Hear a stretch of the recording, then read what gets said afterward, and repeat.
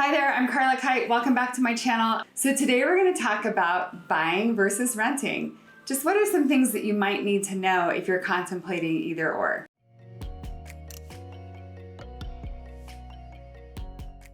I am a certified divorce lending professional, otherwise known as a CDLP. So my team and I carry this certification, and it's special. I'm not like your typical lender that's just helping you put together a loan. I'm helping you to structure your divorce.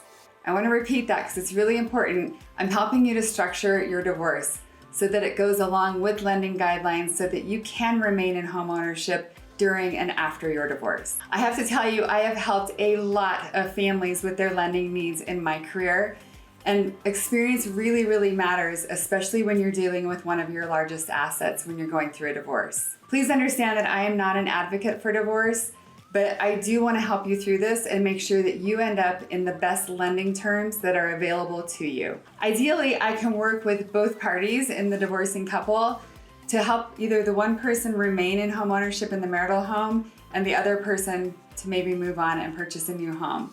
Either way, you're probably going to need help figuring out the maintenance payments, child support payments, and possibly some debt and how to allocate those properly so that you can both qualify for homeownership after your divorce is final. Please understand that I will talk about some legal concepts, but I am not giving legal advice. So today we're going to talk about buying versus renting. Just what are some things that you might need to know if you're contemplating either or? I'll be honest with you, when I first started working in the divorce space, I really thought that it made the most sense just for people to take some time, slow down, and maybe rent a property before they actually jump into owning their own property, especially if you've never owned a property on your own. I have to say that if you don't know for sure what part of town you want to be in, or if you're going to stay living in the town that you currently live in, you might move to a different city, even a different state. So if you're not sure about that, then you should absolutely rent, because it wouldn't make sense for you to buy and sell so quickly. You would probably lose money in that transaction.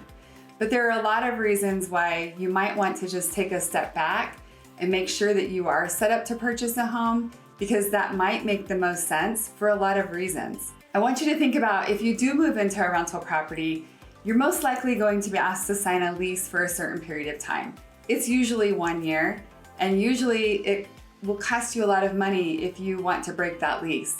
So unfortunately, what that puts you into is a situation where you are forced to purchase your home when your lease is due, which is usually in a year, right?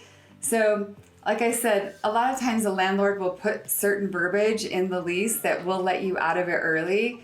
It usually means a couple months of rent, which a lot of times people can't afford.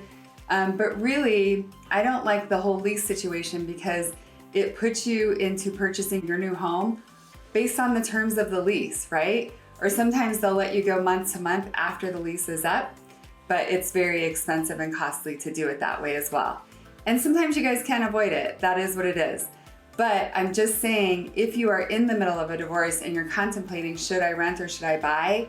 At least go through some of these questions and see if it makes sense, right, for you to buy versus renting. Moving also isn't cheap. So if you're looking at hiring movers to help you make this move, or even having to take time off of work to make the move, moving itself is not cheap. But one of the biggest things I want you to think about is that money that you pay in rent. It's not going towards your mortgage. It's not going to be considered for a tax write-off. It's literally like throwing money out the window. And like I said, a lot of people can't avoid it. They have to rent right after a divorce. But if it's possible for you to buy, and you know the area that you're for sure going to be in for the next few years, I highly encourage you to call me or call a local CDLP that is in your area so that you can work through the numbers and just know what is possible for you. Because it's hard on the kids too. If you have to move once or twice after the divorce is hard on them, then the move is hard on them, and then another move is also hard on them. So it's a big disruption. And so really, all in all, the things to think about is it's costly, it's a big disruption, it's gonna be hard on you emotionally, it's gonna be hard on the children emotionally. If you can get them moved into a home that they are going to be in for the next couple of years, that at least provides some stability for you and them. Definitely the most important thing to think about, if it's possible for you to purchase a new home after the divorce or sometimes even during the divorce, it can definitely save you a lot of time and money. So just some quick little numbers. Let's say that you're paying $2,500 a month in rent. That adds up to $30,000 just in that first year of your lease agreement. That's $30,000 that's literally out the window that you can't recover, doesn't go towards your mortgage, none of it can be written off as a tax write-off. So I know that many of you that are watching this, you're probably already in the thick of it with your divorce, and that's okay. Like I said, ideally, it's really important that you reach out to us early on, but if you're already in the middle of the divorce or towards the end of the divorce, it's not too late, we can still help you.